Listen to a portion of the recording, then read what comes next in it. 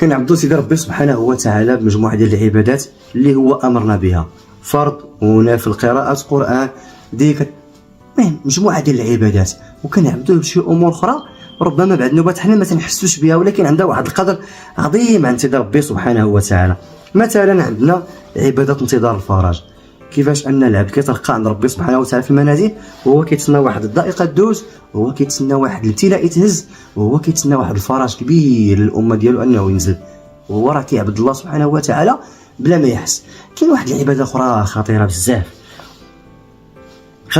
لان فيها واحد الحديث صعيب. سيدنا رسول الله صلى الله عليه وسلم تيخبرنا، والحديث كرواه البيهقي ومجموعه ديال الرواة، تيقول فيه سيدنا رسول الله بان ربي عز وجل امر الملائكه ديالو انهم واحد القبيله يقلبوها على مالها، هذا عقاب غادي ينزل لان هاد الناس عصاو الله عز وجل بزاف.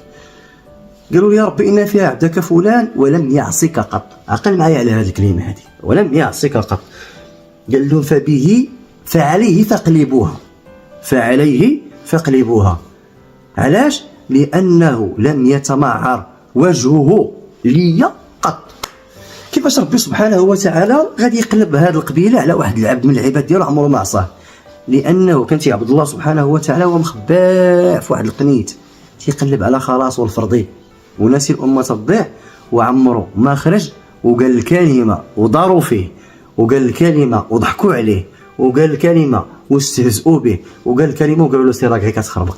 فتمعر وجهه هي ديك الحاله ديال العبد باش يكون غادي في طريق الله سبحانه وتعالى وتيبلغ الكلمه وتيجاهد من اجل تحقيق واحد الهدف، والناس كلهم كيسخروا منه وكيضحكوا عليه، تيقولوا راك غير كتخربق.